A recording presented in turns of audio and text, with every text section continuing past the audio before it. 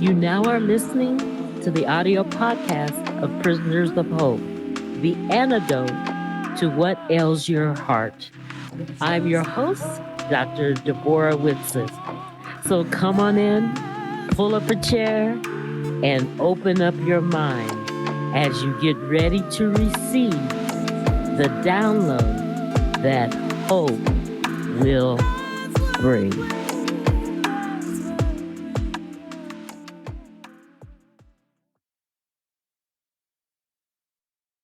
Well, hey, welcome to the Prisoners of Hope podcast.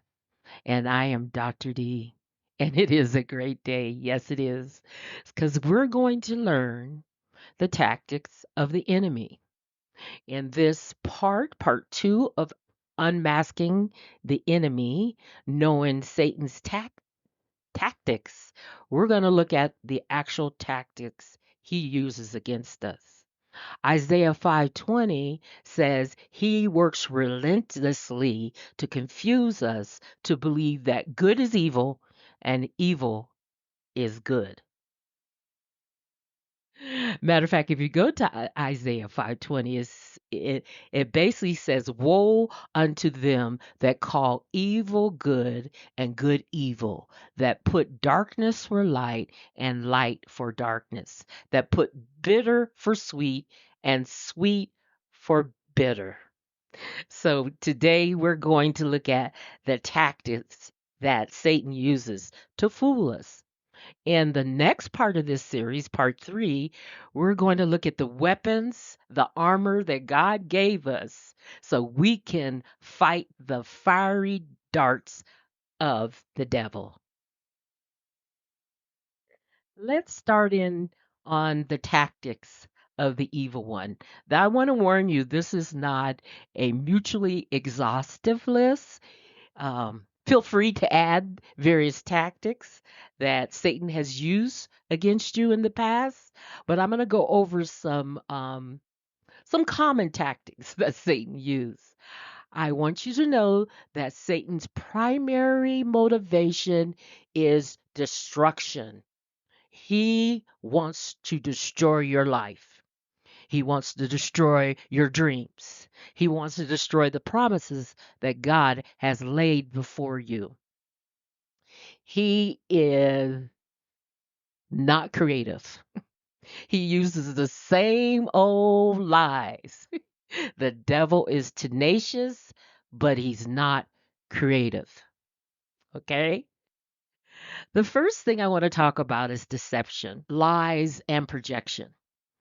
One of the things that you could do is take a look at Satan's conversation with Jesus during the 40 days he was in the wilderness. That would give you some clues of what he's going to come after you with, okay? Because remember, he does the same old thing. There is nothing new under the sun, as King Solomon wrote in Ecclesiastics, okay? Same old lies, deception. You know, deception is basically the foundation of all Satan's tactics. Have you heard of the wind beneath your wings? You know that song, The Wind Beneath Your Wings? Well, for Satan, deception and lies replaces the wind.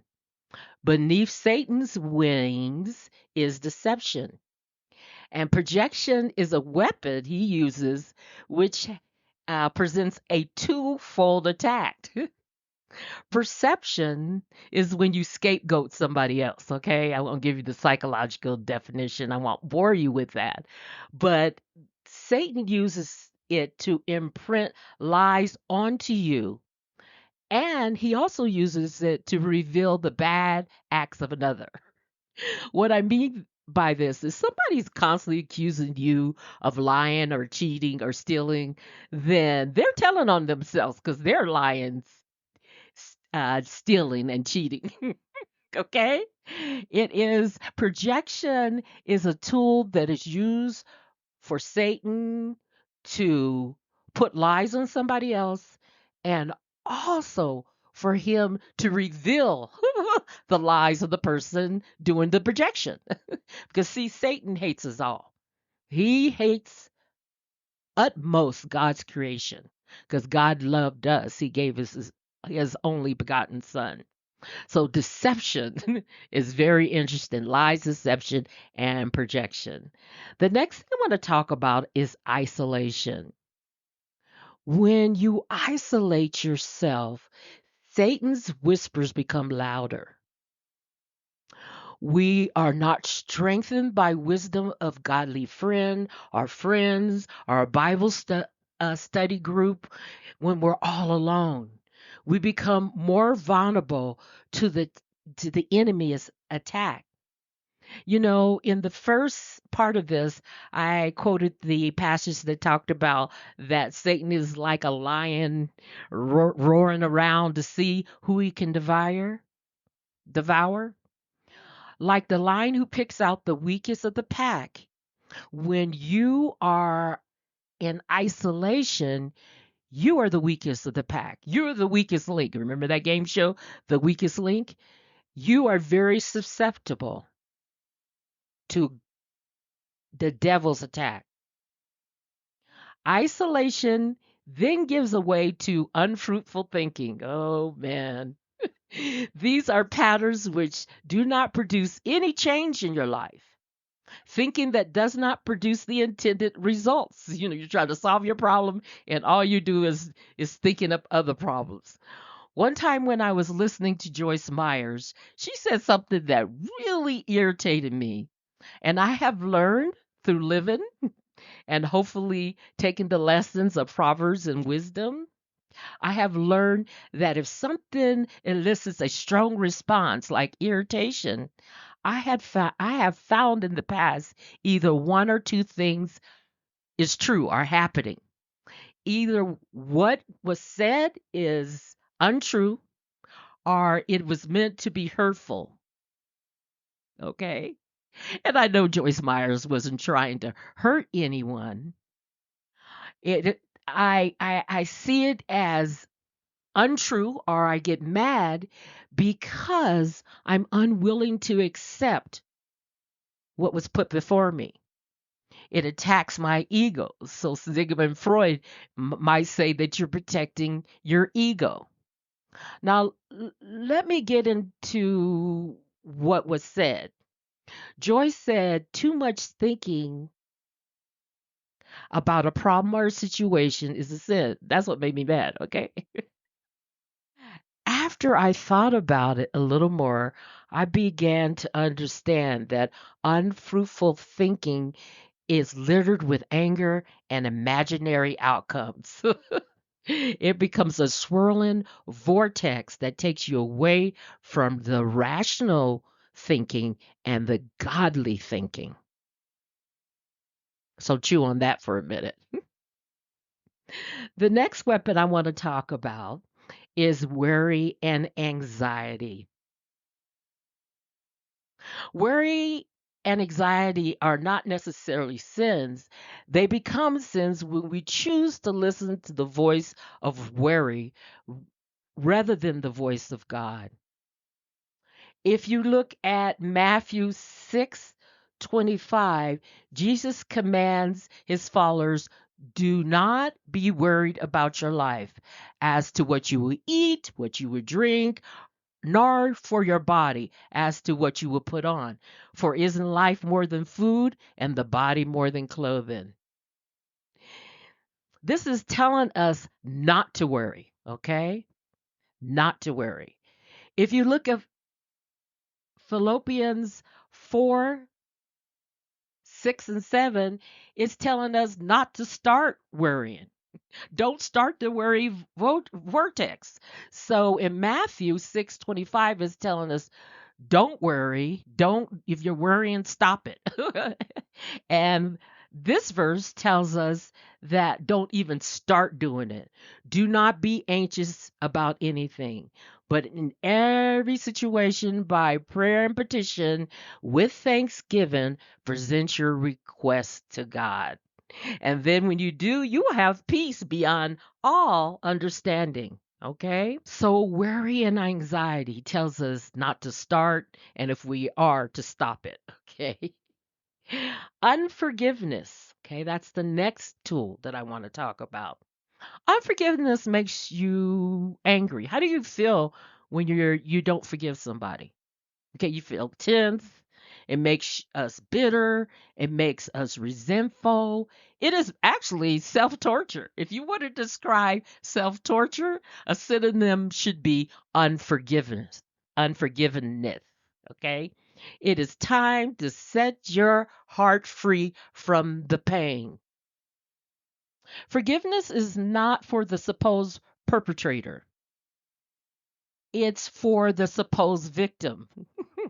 Notice I used the word supposed. You guys, I used the word suppose because sometimes the person that you think offended you, they don't even know that they offended you or they don't even care.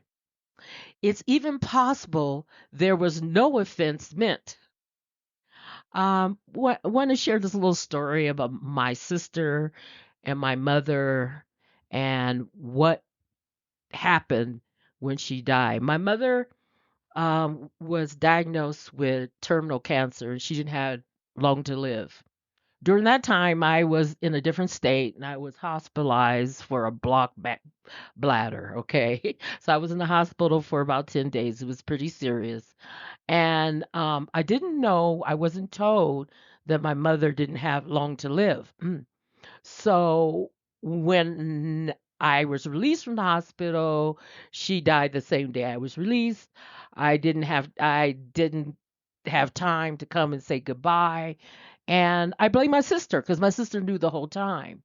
And I was mad with her and I had unforgiveness in my heart. And there's only two of us. Can you imagine? You don't get along with your only one sibling. And I was very hurt and I was very mad. And I didn't talk to my sister for gosh, it's about 2 years. And God is amazing because I was driving down the 10 freeway in LA and you can't hold your phone. It's illegal. So I must have hit something, I don't know. But the phone down my sister. Now I told you this is a miracle actually. I do know it's a miracle. I'll take that back. Forgive me, God. I do know it's a miracle because I hadn't talked to her 2 years. So her name would not be the on the top of my call list. It wouldn't automatically be on the top. I was trying to call my husband and it called my sister. And these days you can't really hang up because it tells you who's calling. So the first thing she said, I was like, and she said, "Oh, Deborah, let's do a quick review because sometimes it's hard for us to remember more than three things at a time. Remember that Satan used deception under all these techniques, these tactics that I cover is the concept of deception. He uses isolation, tries to get you by yourself so he can knock you off. He uses unfruitful thinking. Thinking that is like a dog chasing his tail doesn't help. It just hurts you. If that dog catches that tail, it's going to hurt him. Worry and anxiety. The Bible tells you not to worry and to stop worrying if you're worrying. And unforgiveness. Yeah, that is self torture. Stay tuned next time, and I'll cover some more tactics and also cover strategies to fight against the fiery tactics of Satan.